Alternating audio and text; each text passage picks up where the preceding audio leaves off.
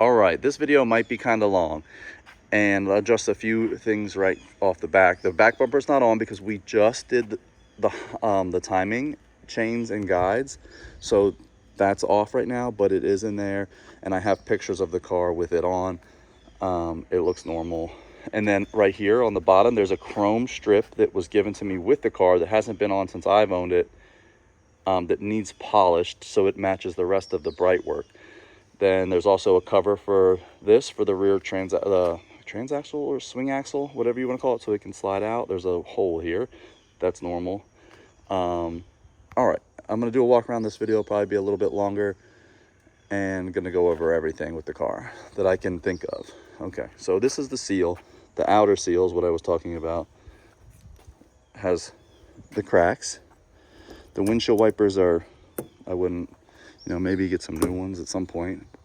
I don't take it out in the rain. This seal, it doesn't leak. It is old, but it's like the original seal.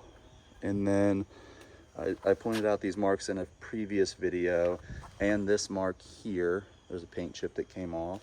I'm not sure when in its history, but it's been like that since I've owned it. And then there's some up here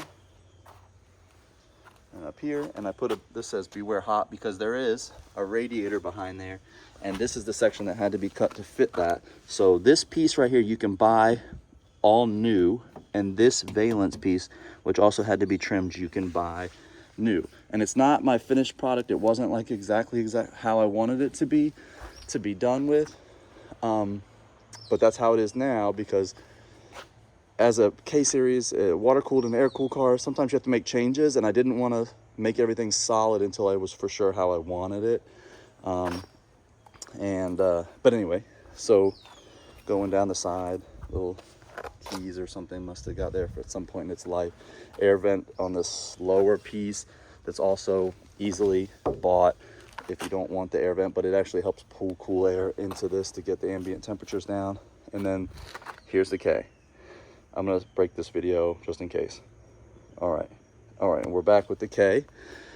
I'm gonna go over everything. So from left to right, Haltech with the wide band, and then there's the cord that runs here to a cord extension here that goes into the chassis, and then it plugs in up front to the laptop so you can see all of the numbers and everything for the K-Series.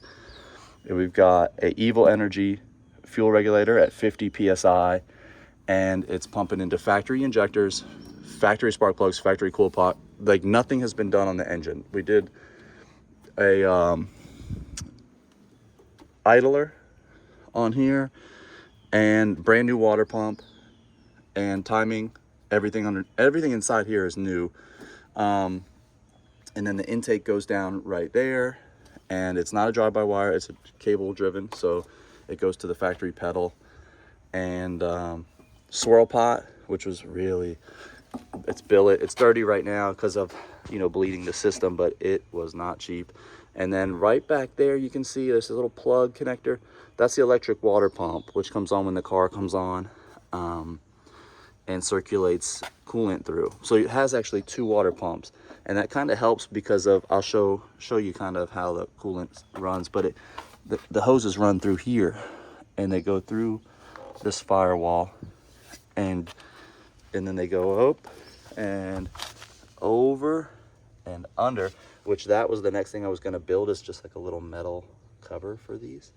Or you can cut them here and cut them there and get a metal tube that they sell as well, but I didn't get that far into it.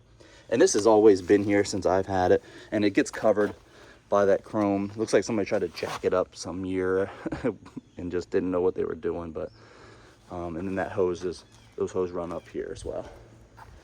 All right, but back here, this is where you would bleed it from if you're going to put more coolant in it, and the overflows Evil Energy, it's back there as well.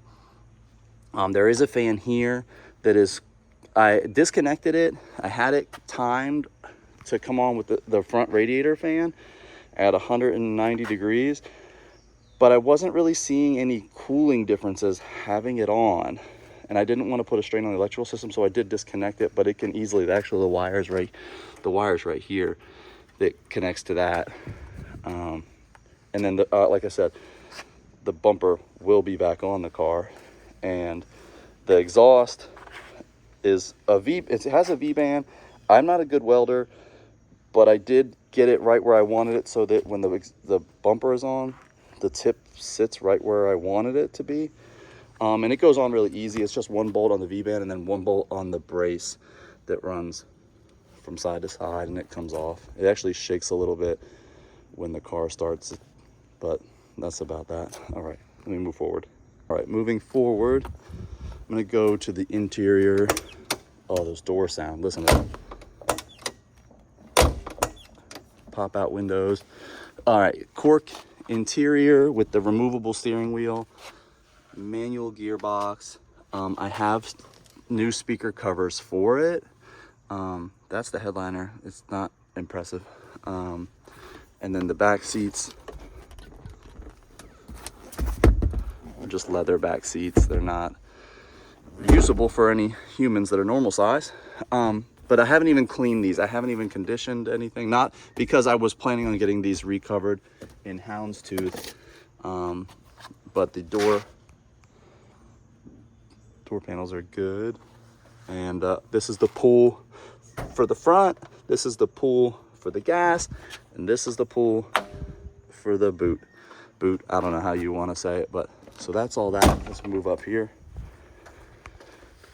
Original emblem hand painted, I believe, which is really cool. All right, and now we're in here.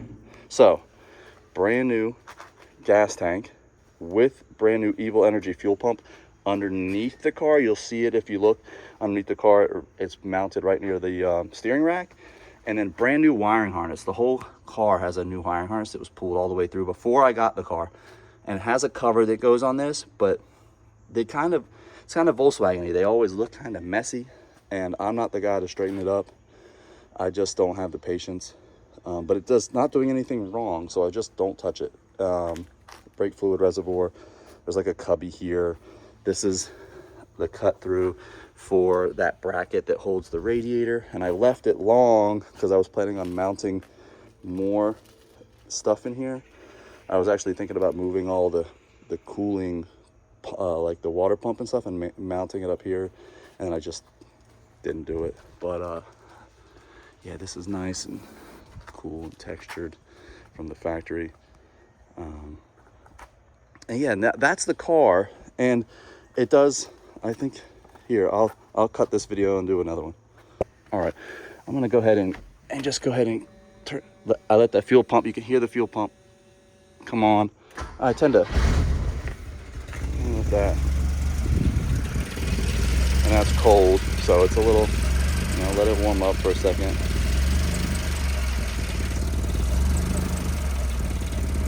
It'll warm up. The paint does brighten up. It is dirty right now. You can see. Like, this is dirt on it. Like, I just haven't washed it because we've been working on it so much. And water pump comes on at 190 degrees. Well, the water pump is always on, electric one, and the fans kick on at 190 and they kick off at 187, so they will cut on and off. I'd like it to be better. I'm still working on the temp. I use the laptop every time I drive the car because I want to see that live coolant temp number. And the gauge one is close, but it's not as close as I'd like it to be. And that gauge one is run off of this wire here, which I don't, it's a single wire, old school, and how accurate, I don't know. But the computer is very accurate, and that's what I drive with. And the laptop will actually come with the car. So, because it already have the tune on it, you'll be able to pull it right up. I'll sell it, I'll give it to you with the car because I'm not going to use it, and it works with this system. And then it plugs in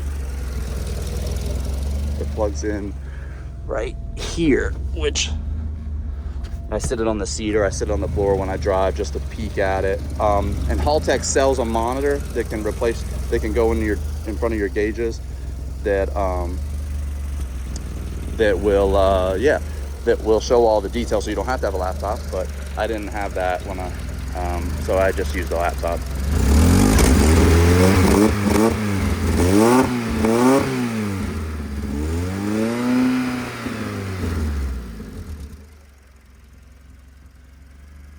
goes. That's it. Nothing crazy. I mean, it is a project. It's an old car with it's an old car with a water-cooled engine and an air-cooled body. And man, it sometimes things can get finicky. And yeah, disc brakes front and rear, real Fuke wheels. Suspension is tight and doesn't need to be messed with. Yeah, there she is.